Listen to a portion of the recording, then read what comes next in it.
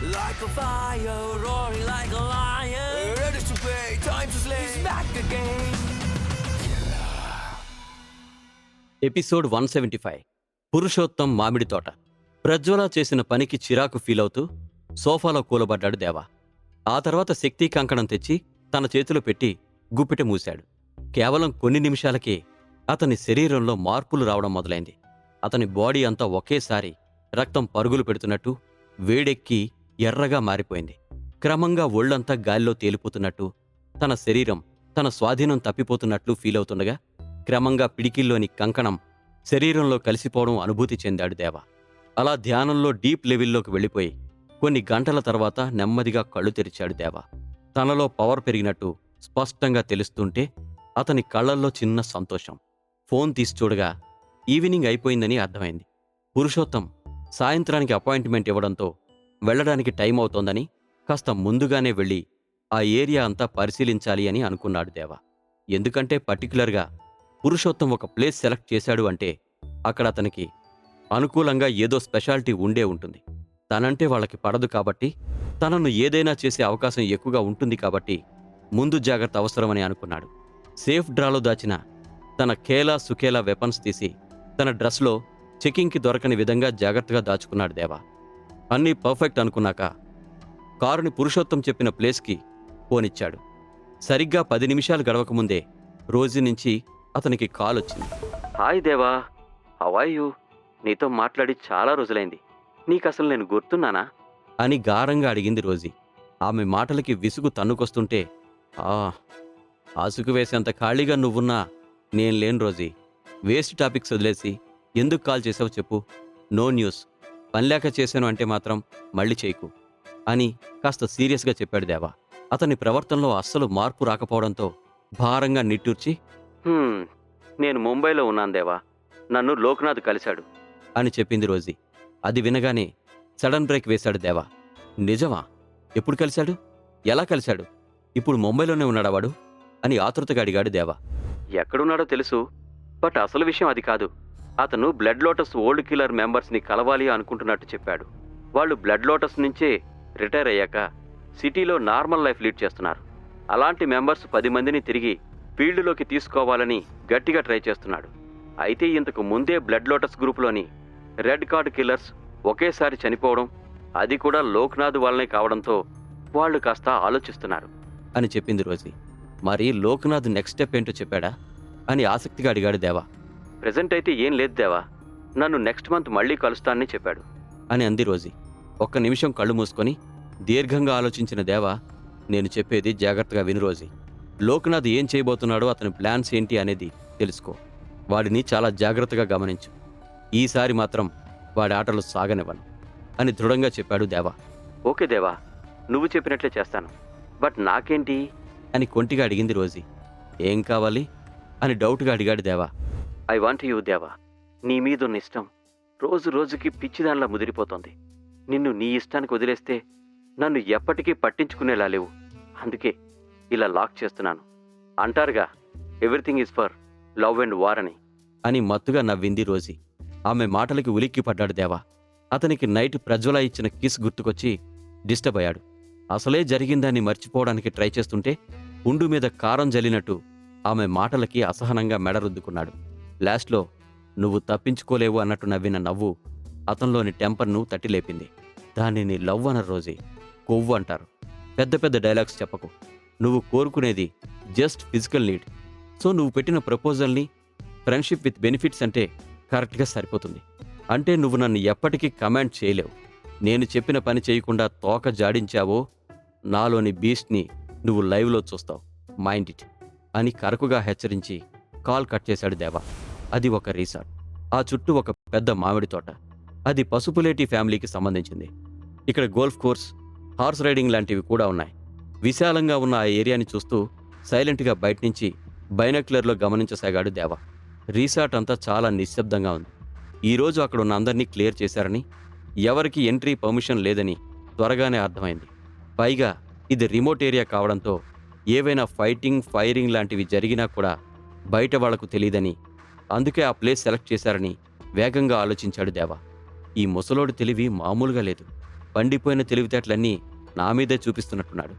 తేడా వస్తే నన్ను ఇక్కడే కప్పెట్టేద్దామని ఫిక్స్ అయ్యే ఇక్కడకు రప్పించాడు. ఈ మాత్రం బుర్ర లేకుండానే ఇన్ని సంవత్సరాలుగా చక్రం తిప్పుతున్నాడా ఈ ముసలోడు అని లోపలే విసుక్కున్నాడు దేవ. తాను వెళ్లే టైం అయ్యే వరకు ఫోన్లో గేమ్స్ ఆడుతున్నట్టు, కాల్స్ మాట్లాడుతున్నట్టు కవర్ ఇస్తూ కనుచూపు మేర ఆ ఏరియాని సీక్రెట్గా వాచ్ చేయసాగాడు. కాలం కరిగించి టైం అవగానే సెల్ పాకెట్లో పెట్టుకుని రిసార్ట్ లోపలికి కారును పోనిచ్చాడు దేవ. ఎంట్రన్స్ దగ్గరికి రాగానే బ్లాక్ కమాండోస్ లాగా ఫుల్ బ్లాక్లో రోబోట్స్లా ఉన్న సెక్యూరిటీ గార్డ్స్ని చూసి కార్ స్లో చేశాడు దేవ. అతన్ని చూడగానే ఒకరు మిస్టర్ దేవా అని అడిగాడు. అవునని చెప్పాక ఇటు సైడ్ వెళ్ళండి రండి అని దారి చూపించాడు అతను. బయటకు కనిపిస్తున్న రిసార్ట్ మాత్రమే కాకుండా దాని పక్కనే ఎత్తైన బిల్డింగ్ కూడా ఉంది. దాని చుట్టూ పెద్ద పెద్ద మామిడి చెట్లు ఉండడంతో బయటకు కనిపించకుండా కవర్ అయింది. దానిని చూశాక కవర్ అయ్యేలా వాళ్లే ప్లాన్ చేశారని క్లారిటీకి వచ్చాడు దేవా. అతన్ని ఆ రెండింటిలోకి తీసుకెళ్లకుండా వాటి చుట్టూ ప్రదక్షిణ చేయించి చివరికి గోల్ఫ్ కోర్ట్ పక్కన ఉన్న చిన్న బిల్డింగ్లోకి తీసుకుని వెళ్లారు. దారిలో కూడా ఎక్కువ మంది గార్డ్స్ లేరు. అక్కడక్కడ నామకే వాస్తే అన్నట్టు కనిపించారు. ఆ బిల్డింగ్ ముందు కూడా బ్లాక్ గార్డ్స్ స్టిఫ్గా నుంచునున్నారు. వాళ్లలో లేడీస్ కూడా ఉన్నారని చూడగానే గుర్తించాడు దేవా. మిస్టర్ దేవా, ఈ సైడ్కి రండి అని మళ్లీ పొలైట్గా చెప్పడంతో ఎన్నిసార్లు పక్కకి తీసుకువెళ్తారా అయ్యా అని మనసులోనే సెన్సార్ తిట్లు తిట్టుకుంటూ ఫాలో అయ్యాడు దేవా.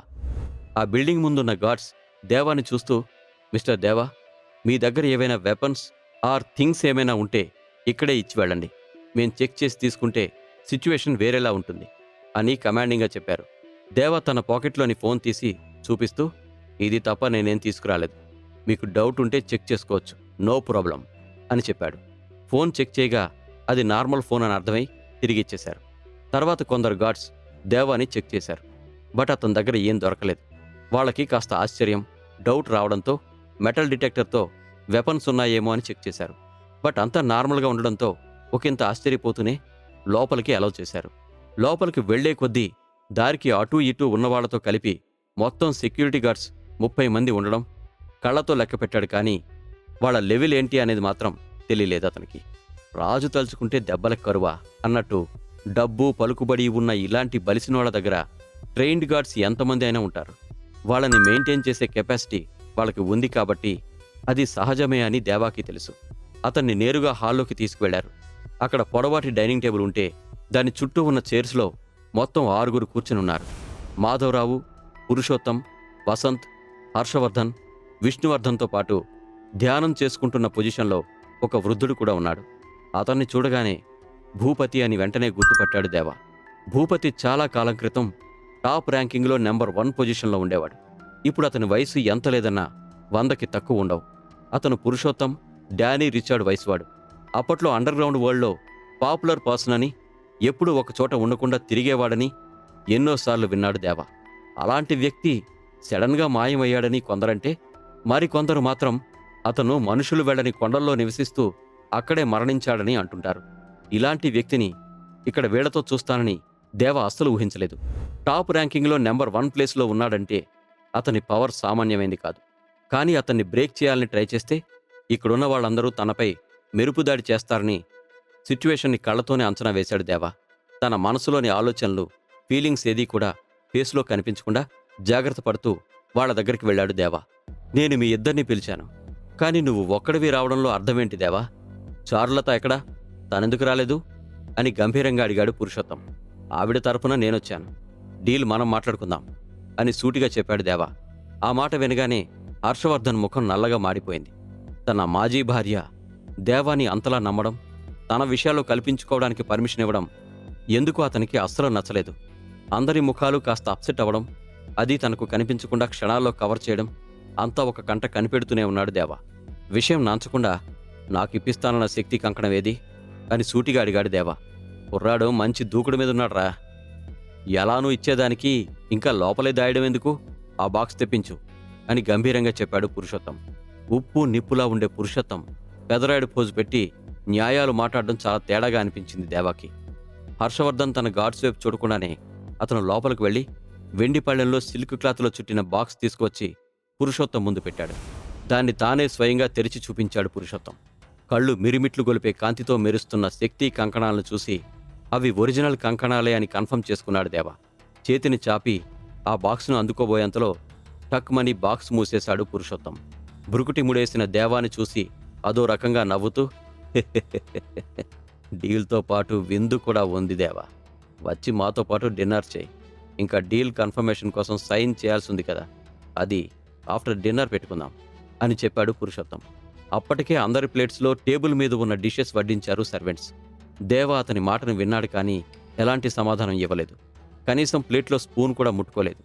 అది చూసిన పురుషోత్తం తన ప్లేస్లో ఉన్నది తింటూ, కమాన్ దేవా, తినడానికి ఎందుకంత ఆలోచిస్తున్నావు అని అన్నాడు. సారీ, నాకు ఆకలిగా లేదు, మీరు కంటిన్యూ చేయండి.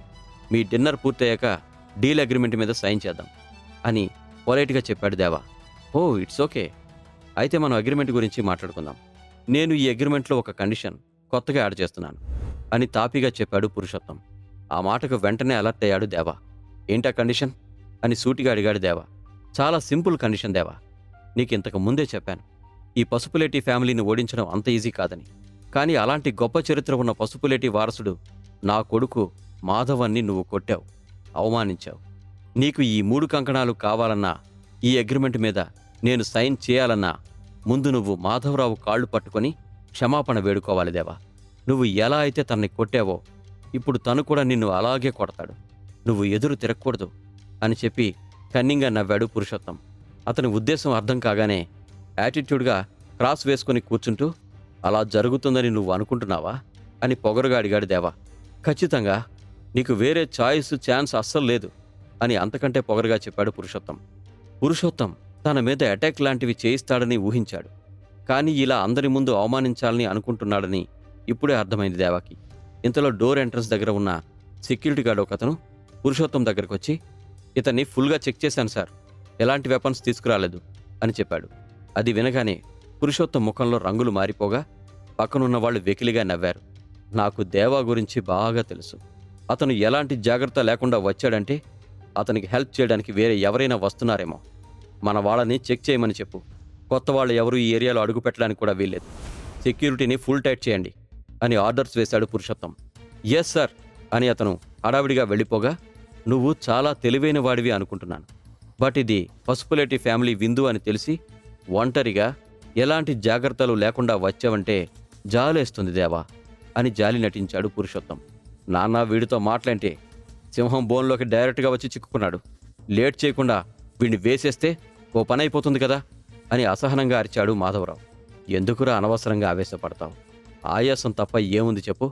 నిన్ను అవమానించిన వాడి చేతే నీ కాళ్ళు పట్టించి వాడిని నీ బానిసగా మారుస్తాను చూస్తుండు. ఈ పసుపులేటి వారి బానిసగా మారాక అప్పుడు వాడిని నీ కసితీరా చంపుదు గాని అని తాపిగా చెప్పాడు పురుషోత్తం తన ఎదురుగా జరుగుతున్న డ్రామాని చూస్తూ. అంటే నువ్వు నన్ను ఇక్కడికి అగ్రిమెంట్ పేరు చెప్పి పిలిపించింది కడప రెడ్డప్ప టైపు పగ తీర్చుకోవడానికా? ఆ తర్వాత నన్ను ఈ రిసార్ట్లోనే కప్పెట్టేసి నా ముందు రెస్ట్ ఇన్ పీస్ వేయాలని అంత ప్లాన్ చేసి రప్పించావన్నమాట, అంతేనా అని రిలాక్స్డ్గా అడిగాడు దేవా. నీ బుర్రలో కాస్త గుంజుంది దేవా, కాకపోతే చాలా లేటుగా అది పనిచేస్తుంది. అందుకే ఇక్కడికి వచ్చే వరకు నా ప్లాన్ నీకు అర్థం కాలేదు. అది ఈ పసుపులేటి వాళ్ళ తెలివంటే. నీకు వేరే ఆప్షన్ లేనే లేదు దేవా. నీకు శక్తి కంకణాలు కావాలంటే నా కొడుకు కాళ్ళు పట్టుకోవాల్సిందే అని గొప్పగా చెప్పి గర్వంగా మీసం తిప్పాడు పురుషోత్తం. పురుషోత్తం మాటలు వినగానే చిన్నగా నవ్వుతూ, చాలా ఆశలున్నాయిరా నీకు. అవసరమైతే నీ కొడుకుని నీ కళ్ళ ముందే ఇంకో 4 పీకుతాను, కానీ వాడి కాళ్ళు పట్టుకుంటాన్ని ఎక్కువగా ఊహించుకోకు. ఇక్కడి నుంచి బయటికి వెళ్ళకపోతే చారులత ఆంటీ చూస్తూ ఊరుకుంటారనుకుంటున్నావా? నువ్వు కోరుకుంది జరుగుతుందని అనుకుంటున్నావా అని పొగరుగా కళ్ళెగరేశాడు దేవా. తన ముందు బెంగళూరులోని రాజవంశాలు కూడా తలవంచుతాయి. అలాంటి తన ముందు దేవా పొగరు చూపిస్తుంటే పురుషోత్తంలో కోపం తన్నుకు రాసాగింది. పురుషోత్తం ప్లాన్ ఏంటి? దేవాకి కంకణం ఎలా అందుతుంది? లోక్నాథ్ మళ్ళీ ముంబై ఎప్పుడొస్తాడు? ఈ ఇంట్రెస్టింగ్ క్వశ్చన్స్కి ఆన్సర్ తెలియాలి అంటే కిల్లర్ స్టోరీని తప్పకుండా వినాల్సిందే. Stay tune to pocket FM. Like a fire, roaring like a lion. Ready to pay, time to slay. He's back again. Episode 176. హే బిడ్డా, ఇది నా అడ్డా. దేవాపై కుట్ర పన్ని రిసార్ట్కి పర్సనల్గా వచ్చి కలవమని చెప్తాడు పురుషోత్తం.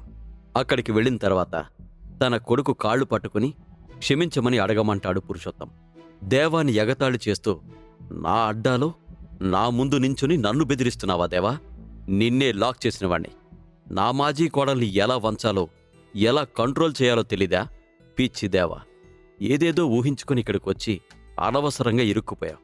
నువ్వు నా మాట వినకపోతే నీకు ఇదే చివరి రోజు దేవా. Get ready for your death అని చెప్పాడు పురుషోత్తం. ఆహా, అంతేనా? ఇంకా ఏమైనా ఉన్నాయా? పర్లేదు చెప్పు, వింటాను అని వ్యంగ్యంగా అన్నాడు దేవా. చావు నీ కంటి ముందు కూర్చుని ఉంటే అసలు ఇంత కూల్గా ఎలా ఉంటున్నావురా? ఏం చూసుకొని పొగరు, ఎవర్ని చూసుకొని ధైర్యం? నన్ను కాదని నన్ను దాటి నిన్ను కాపాడగలిగేవాడెవడున్నాడని అని కొద్దిసేపు ఆలోచిస్తున్నట్టుగా పోజు పెట్టి, హా, నీ గురువు చక్రవర్తి చక్రం వేసి కాపాడుతాడు అనుకుంటున్నావా? అయినా వాడెప్పుడు ఏదో ఒకటి చేసి జైల్లోనే మగ్గిపోతుంటాడు. అలాంటివాడు నిన్నెలా కాపాడుతాడు చెప్పు అని వెటకారంగా అడిగాడు పురుషోత్తం. చక్రవర్తి పేరు వినగానే అయోమయంగా చూశాడు దేవా. అసలు ఈ కొత్త క్యారెక్టర్ ఎవరో, అతను తనకి గురువేంటో అతనికి అర్థం కాలేదు. అసలు విషయం ఏంటంటే, దామోదర్ చెప్పిన మాటలు పురుషోత్తమాన్ని తప్పుదారి పట్టించాయి. చక్రవర్తి తన ఫ్రెండ్ అని, ఎప్పుడూ జైల్లో ఉంటుంటాడని, దేవా అతని స్టూడెంట్ అని చెప్పాడు. అయితే ఆ మాటల్ని నిజమని నమ్మిన పురుషోత్తం ఏకంగా బిర్యానీలోనే కాలేశాడు.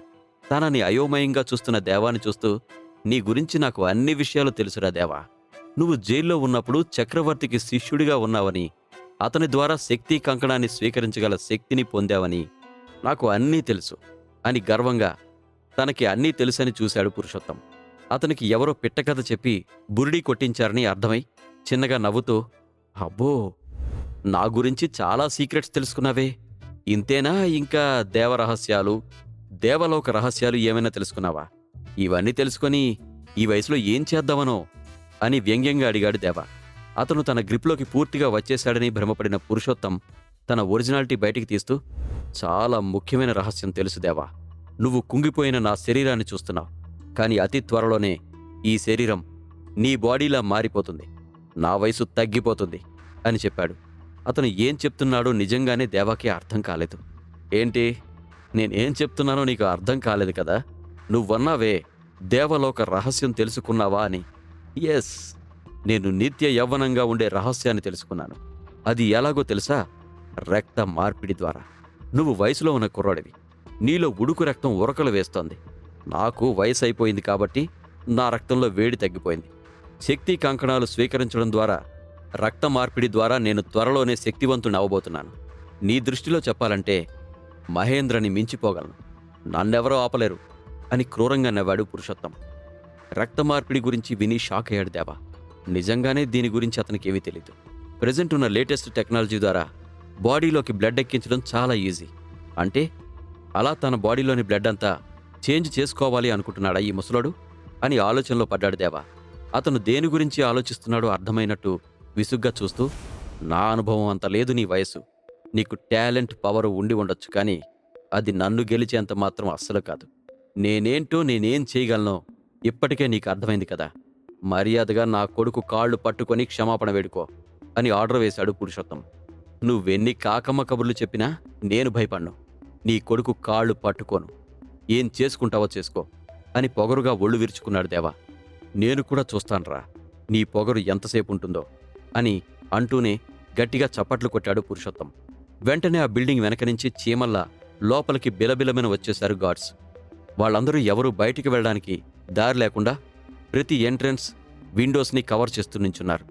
చూసావా నా మనుషుల్ని? 2 సూపర్ లెవెల్ వాళ్ళు, మిగిలిన 30 మంది రెడ్ కార్డ్ నెంబర్స్. వీళ్ళని ఓడించడం కనీసం ఆ మహేంద్ర వల్ల కూడా కాదు. మర్యాదగా నా మాట విని నా కొడుకు కాళ్ళు పట్టుకుంటే అగ్రిమెంట్ గురించి పాజిటివ్గా మాట్లాడుకుందాం, లేదంటే పొగరుగా తలెగరేస్తే ఆ తలే లేకుండా వీళ్ళు చేస్తారు అని గర్వంగా చెప్పాడు పురుషోత్తం.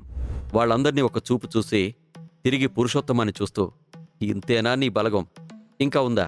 అవునరా, నువ్వు ఇంత రిమోట్ ఏరియాలో మీటింగ్ పెడితే నీకు నాకు గొడవలున్నాయని తెలిసి కూడా సింగిల్గా వచ్చి నిన్ను కోడి ఏకలా తీసి పారేస్తున్నప్పుడు కూడా డౌట్ రావట్లేదా పురుష్ అని చాలా వెటకారంగా అడిగాడు దేవా.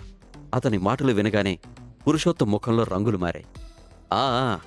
నేను నీలా పందుల గుంపుని వెనకేసుకొని రాలేదులే, టెన్షన్ పడకు. సింహంలా సింగిల్గా వచ్చాను. నీలాంటి ముసలి వాళ్ళని వేసేయడానికి నేనొక్కడే చాలు. ఇక నీ కొడుకంటావా? చేవలేని వాళ్ళు, చేతకాని వాళ్ళు. వీళ్ళు నా ఎడంకాలి చిటికెన వేలు వెంట్రుకను కూడా పీకలేరు అని పొగరుగా చెప్పాడు దేవా.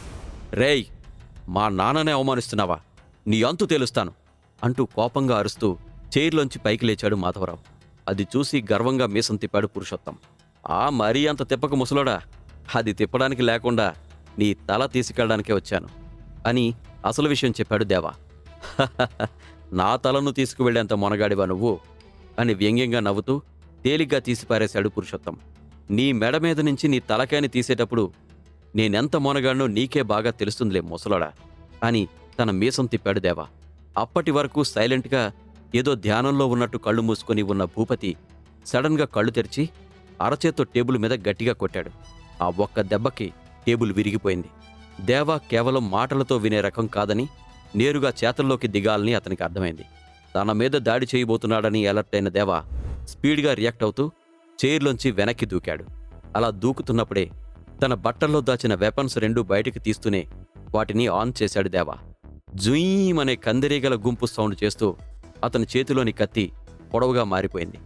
రెండు కత్తులు రెండు చేతులతో బలంగా పట్టుకుని జరగబోయే దాడికి సిద్ధంగా ఉన్నట్టు పొజిషన్ తీసుకున్నాడు దేవా. తెల్లముఖం వేసుకుని తనకి అడ్డంగా నించున్న పురుషోత్తమాన్ని వెళ్ళో అని చేత్తో పక్కకి తోసిన భూపతి అతని చేతికర్రలోంచి సర్రుమని పొడవైన సన్నని కత్తిని బయటికి లాగాడు. మరుక్షణం ఇద్దరి మధ్య ఫైటింగ్ స్టార్ట్ అయింది. ఒకరి మీద ఒకరు బలంగా శక్తి అంతా ఉపయోగించి దాడి చేస్తుంటే వాటిని తప్పించుకునే క్రమంలో అడ్డుగా ఉన్న వస్తువులన్నీ ముక్కలుగా పగిలిపోయాయి. చూడడానికి రేపో మాపో రాలిపోయే పండుటాకులా ఉన్న ముసలోడు దేవాకి ధీటుగా వేగంగా కదులుతూ ఒంటిమీద చిన్న గీత కూడా పడకుండా తప్పించుకోసాగాడు. మరోవైపు ముంబైకి కొన్ని వేల కిలోమీటర్ల దూరంలో ఉన్న అడవిలో కొంతమంది వ్యక్తుల్ని కట్టేసి వెహికల్లోకి ఎక్కించారు. నల్లగా పొట్టిగా చింతామణి నాటకంలోని సుబ్బిశెట్టిలా ఉన్న ఒకడు ఏదో పెద్ద తిమింగిలాలు దొరుకుతాయి కదా, లైఫ్లో సెటిల్ అయిపోవచ్చు అనుకుని ఆశపడితే పెత్తపరిగిలా పడ్డాడు. చీనా జీవితం అని తిట్టుకుంటూ కారు దగ్గరికొచ్చాడు. వెనకే వస్తున్న ఆరాధ్య అతని మాటలకి నవ్వుకుంటుండగా ఆకాశంలో ఏదో ఎగురుతున్నట్టు అనిపించి తలెత్తి అనుమానంగా చూడసాగింది. అది గమనించిన కార్తీక్, ఆరాధ్య ఏమైంది అని అడిగాడు. నాకెందుకో టెన్షన్గా, చాలా అనీజీగా అనిపిస్తుంది కార్తీక్ అని చెప్పింది ఆరాధ్య. ఇక్కడ ఇంకెవరైనా పెద్ద తలకాయలు ఉన్నారని నీకు అనిపిస్తుందా అని డౌట్గా అడిగాడు కార్తీక్. లేదు, బట్ ఎందుకో టెన్షన్గా ఉంది అని తన చేతుల్లో పట్టిన చెమటలను తుడుచుకుంటూ చెప్పింది ఆరాధ్య. అలాంటిదేం లేదా ఆరాధ్య, మనం వచ్చిన పని అయింది, అనవసరంగా టెన్షన్ పడకు, ఏదైనా ప్రాబ్లం వచ్చినా చూసుకోవడానికి నేనున్నాను కదా అని చెప్పాడు కార్తీక్. అతను ఎంత చెప్పినా కానీ ఆమె మనసులోని ఆందోళన తగ్గకపోగా అంతకంతకు పెరిగిపోసాగింది. సరిగ్గా 3 సంవత్సరాల క్రితం కరుణ చనిపోవడం, తారా దేవా మిస్ అయిన టైంలో కూడా అచ్చు ఇలాగే టెన్షన్ పడిందామె. ఇప్పుడు మళ్ళీ అదే టెన్షన్ కలుగుతుంటే ఏం జరగబోతోంది అని భయంతో సన్నగా వణకసాగింది ఆరాధ్య. కార్తీక్, నన్ను వెంటనే ఎయిర్పోర్ట్కి తీసుకెళ్ళు, వెంటనే నాకు టికెట్ బుక్ చేయండి. దేవాకి ఏదో ప్రమాదం జరగబోతోందని నా 6th సెన్స్ వార్నింగ్ ఇస్తోంది. ఈ వార్నింగ్ ఒకసారి నెగ్లెక్ట్ చేసి కరుణాన్ని పోగొట్టుకున్నాను, మళ్ళీ అదే తప్పు చేసి ఇంకెవరిని మిస్ చేసుకోలేను. డూ ఇట్ ఫాస్ట్ అని ఆందోళనగా పరుగులు పెట్టించింది ఆరాధ్య. అండమాన్లో అదే టైంలో అండమాన్ ఒక సిటీలోని అపార్ట్మెంట్లో ఉన్న తార టెన్షన్తో గోళ్లు కొరుకుతోంది. ఇంతలో సడన్గా ఆ రూమ్ డోర్ పెద్ద సౌండ్తో తెరుచుకుంది. మంకీ క్యాప్తో ఫేస్ అంతా కవర్ చేసుకున్న వ్యక్తి లోపలికి రాగానే తార అతనికి ఎదురుగా వెళ్ళి ఏమైనా తెలిసిందా అని టెన్షన్గా అడిగింది. లేదు, ఎలాంటి ఇన్ఫర్మేషన్ దొరకలేదు. వాళ్ళింతకు ముందు లాస్ట్గా స్టే చేసిన హోటల్ ఇప్పుడు మూతబడింది. అందులో వర్క్ చేస్తున్న వర్కర్స్ అందరూ మిస్ అయ్యారు. అసలు వాళ్ళు ఏమయ్యారో, ఎక్కడికి పోయారో ఎవరికీ తెలీదు. అంతా రాత్రికి రాత్రి మాయమైపోయారు అని నీరసంగా చెప్పాడు అతను. అది వినగానే తార ఆలోచిస్తూ రూమ్లో అటూ ఇటూ తిరగసాగింది. కాసేపటికి ఏదో నిర్ణయించుకున్నట్టు బయటకు వెళ్లబోతున్న తారాని ఆపి ఎక్కడికి వెళ్తున్నావు అని టెన్షన్గా అడిగాడు అతను. వాళ్ళకేమీ కాలేదు, వాళ్ళని కనిపెట్టగలిగింది కేవలం ఒక్కడు మాత్రమే అని స్థిరంగా చెప్పింది తార. పురుషోత్తమ రిసార్ట్. ఇంకా ఏం చూస్తున్నారో, వాణ్ణి అక్కడే చంపి సమాధి కట్టేయండి అని గట్టిగా అరిచాడు పురుషోత్తం. ఈసారి దేవాను చంపాలనే ఉద్దేశంతో మనుషుల్ని అరేంజ్ చేశాడు పురుషోత్తం. కానీ దేవా చేస్తున్న ఫైట్ చూసి పురుషోత్తం వెన్నులో వణుకు మొదలైంది. మరోవైపు దేవా ఫైట్ చేస్తుంటే ఒక్కొక్కరికి ప్యాంట్లు తడిచిపోయాయి. ఒక చేత్తో ఖేలాను, మరో చేత్తో సుఖేలాను విసురుతూ దేవా 2 చేతులతో ఫైట్ చేస్తున్నాడు. అసలు ఏ కత్తి ఎటు నుంచి దూసుకొస్తుందో కూడా ఎవరికీ అర్థం కాని సిచ్యువేషన్. ఇక్కడ కనిపించిన దేవా మరో సెకండ్లో తమ కళ్ళెదుటే కనిపిస్తున్నాడు. జడలు విరిచి తాండవం చేస్తున్న శివుని మూడో ఉగ్రరూపంలాగా ఉన్నాడు. దేవాను అలా చూసి పురుషోత్తం భయంతో గజగజ వణికిపోయాడు. దేవా తన కుడి చేతిలో ఉన్న సుఖేలాను మరో 2 ఫైటర్లపై విసిరాడు. ఆ ముగ్గురితో ఒక్కసారిగా ఆ ప్లేస్ మొత్తం దద్దరిల్లిపోయి ఆ బిల్డింగ్ సైతం వణికిపోయింది. అది చూసిన పురుషోత్తం ఇంకా భూపతి పక్కకు వెళ్లి నిలబడ్డాడు. అసలు నువ్వెవరు? నీకు ఇంత పవర్ ఉంది అని అనుమానంగా అడిగాడు పురుషోత్తం. వెంటనే భూపతి, నీ ఫైటింగ్ స్టైల్ వేరేగా ఉంది, నువ్వు ఖచ్చితంగా నైట్ రైడర్వి అని అన్నాడు. ఆ మాట వినగానే పురుషోత్తం నోటి వెంట మాట రాలేదు. ఏమంటున్నారు అని అలాగే ఆశ్చర్యంగా దేవా వైపు చూశాడు. మరోవైపు హర్షవర్ధన్తో పాటు వసంత్ కూడా, దేవాని మనం తక్కువ అంచనా వేశాం, కానీ ఇతను నైట్ రైడర్ అంటూ భయంతో అలాగే నిలబడ్డాడు. నైట్ రైడర్ అంటే ఎంత పవర్స్ ఉంటాయి, ఎలా ఉంటారనేది అక్కడ ఉన్న వాళ్ళందరికీ తెలుసు. ఒకప్పుడు వాళ్ళ తాత టాప్ ర్యాంకర్గా ఉండేది. ఆ టైంలో బెంగళూరులో పసుపులేటి ఫ్యామిలీ రిచెస్ట్ ఫ్యామిలీగా ఎదగడానికి, నెంబర్ 1 ప్లేస్ తెచ్చుకోవడానికి పురుషోత్తం టాప్గా ఉండడం మెయిన్ రీజన్. అంతేకాదు, బ్లడ్ లోటస్ పీపుల్ మొత్తం పురుషోత్తంకి సపోర్ట్ చేసేవారు. పురుషోత్తం వారసులెవరూ బ్లడ్ లోటస్లో చేరకపోయినా కూడా తను వారికి హెల్ప్ చేస్తూనే వచ్చాడు. అతనికి బ్లడ్ లోటస్కి సపోర్టుగా ఉన్నాడని నైట్ రైడర్స్కి తెలిసినా కూడా అప్పుడు ఎలాంటి పర్మిషన్ కానీ ఫైట్ కానీ లేకుండానే వదిలేశారు. కానీ ఇప్పుడు ఒకవేళ దేవా నైట్ రైడర్స్కి చెందినవాడైతే ఖచ్చితంగా పసుపులేటి ఫ్యామిలీని వదిలిపెట్టడు. ఈ ఫ్యామిలీ అంతం ఇక్కడితో ఆరంభమవుతుందని భయపడ్డారు. దేవా, నువ్వెవరు? నిజం చెప్పు అని మళ్ళీ అడిగాడు పురుషోత్తం. దేవా గట్టిగా ఊపిరి పీల్చుకొని సుఖేలాను మళ్ళీ వెనక్కి తీసుకొని ముఖంలో చిరునవ్వుతో, మీరనుకున్నట్లుగానే నేను నైట్ రైడర్ని అని చెప్పాడు. ఆ సమాధానంతో పురుషోత్తం ఖేలా సుఖేలా కత్తుల వైపు, దేవా వైపు మార్చి మార్చి చూశాడు. గందరగోళంతో తన మనసంతా నిండిపోయింది. తనను తాను స్థిమితపరుచుకుంటూ గట్టిగా ఊపిరి పీల్చుకొని, 3 సంవత్సరాల క్రితం లోక్నాథ్తో ఫైట్ చేసిన నైట్ రైడర్స్ నెంబర్ 0 నువ్వేనా అని డౌట్గా అడిగాడు. ఆ మాటలకి దేవా గట్టిగా నవ్వుతూ, దాంట్లో అబద్ధమేం లేదు అని సింపుల్గా అన్నాడు. తను నైట్ రైడర్ అనే మాట పసుపులేటి ఫ్యామిలీని ఎంత టెన్షన్ పడేలా చేస్తుందో దేవాకి తెలుసు. అతను ఆ టెన్షన్ని తగ్గించాలి అనుకోలేదు. భూపతి పరిస్థితి మరీ దారుణంగా ఉంది. తను ఇదంతా విని తట్టుకోలేని స్టేజ్కొచ్చాడు. ఇతను నైట్ రైడర్ అయితే ఖచ్చితంగా శక్తి కంకణాల్ని తీసుకుంటాడు. ఇప్పుడు వాటిని కాపాడుకోవలసిన బాధ్యత ఉంది. కానీ అతడి నుంచి శక్తి కంకణాల్ని కాపాడడం అంత ఈజీ పని కాదు అని ఆలోచిస్తూ అనుకోకుండా ఆ మాటల్ని బయటకనేశాడు భూపతి. అది విని పురుషోత్తంకి ఒక మార్గం తప్పించి వేరే ఆలోచన ఏమీ రాలేదు. ఇంకా చూస్తున్నారేంటి, వాణ్ణి చంపి అవతల పడేయండి అని గట్టిగా అరిచాడు. ఈ ఊహించని నిర్ణయంతో భూపతి కూడా కంగు తిన్నాడు. తను ఎవరో చెప్పిన తర్వాత పురుషోత్తం ఇలాంటి నిర్ణయం తీసుకుంటాడని దేవా అనుకోలేదు. దేవా ఇంకా ధైర్యంగా ఫైట్కి దిగాడు. ఒకవైపు చాలామంది దేవా మీద అటాక్ చేయడానికి ముందుకు దూసుకొస్తున్నారు. దేవా తన కత్తిని లేపి వీళ్ళందర్నీ చంపడమే కరెక్ట్ అని అందరి మీదకి దూసుకెళ్లాడు. ఇంతకుముందు గదిలో ఫైట్ చేసిన టాపర్స్ కంటే ఎక్కువ పవర్తో ఈ 2 టాపర్స్ని ఎదుర్కోవాల్సొచ్చిన దేవా అంతకు మించి అధిక సంఖ్యలో అతని మీద అటాక్ చేశారు. ఆ ఫైట్లో దేవాకి చాలా కత్తిపోట్లు పడ్డాయి. కానీ ఒక నైట్ రైడర్కి ఈ కత్తిపోట్లు సహజమే. తను వాటిని పట్టించుకోలేదు. ఆపకుండా ఫైట్ చేస్తూనే ఉన్నాడు. ఇంతలో ఊహించని విధంగా దేవాలో ఎక్స్ట్రా పవర్ వచ్చింది. దూరంగా ఒక సిటీ నుండి కారు వేగంగా వస్తుంది. కారును కార్తీక్ నడుపుతున్నాడు. వెనక సీట్లో ఆరాధ్యతో పాటు వెన్నెల కూడా కూర్చుంది. కార్తీక్, కాస్త స్పీడ్గా డ్రైవ్ చేయి, లేట్ అవుతుంది అని టెన్షన్తో అంది ఆరాధ్య. ఇంతకంటే స్పీడ్గా వెళితే ఇంక మనం గాలిలో తేలుకుంటూ వెళ్లాల్సిందే. అయినా దేవా ఏమైనా నార్మల్ పర్సనా? అంతలా టెన్షన్ పడుతున్నావు? తను ఒక సూపర్. ఇప్పటికే ఎన్నోసార్లు ఇలాంటి ఫైట్స్ చేశాడు. అలోక్ను చంపాడన్న విషయాన్ని మర్చిపోయావా అని అడిగాడు కార్తీక్. అసలు నీకు దేవా గురించి పూర్తిగా తెలీదు. తనను తాను సేవ్ చేసుకునేది పోయి శత్రువులను ఎలా మట్టుబెట్టాలని చూస్తుంటాడు. ఒక్కోసారి పిచ్చివాడిలా కూడా బిహేవ్ చేస్తాడు అని టెన్షన్గా అంది ఆరాధ్య. వాళ్ళు అలా మాట్లాడుతుండగానే కారు వెళ్లి ఎయిర్పోర్ట్ ముందు ఆగింది. వాళ్ళు హడావిడిగా ఫ్లైట్ కోసం లోపలికి వెళ్లారు. దేవా గురించి ఆరాధ్య ఎందుకంత కంగారు పడుతుంది? శక్తి కంకణాలు ఉన్నా కూడా దేవా ఎందుకు ఎదుర్కోలేకపోతున్నాడు? పురుషోత్తం చేతిలో దేవా చనిపోతాడా? ఈ ఇంట్రెస్టింగ్ క్వశ్చన్స్కి ఆన్సర్స్ తెలియాలి అంటే కిల్లర్ స్టోరీని తప్పకుండా వినాల్సిందే. మరి stay tune to pocket FM. Like a fire, roaring like a lion, ready to pay, time to slay. He's back again.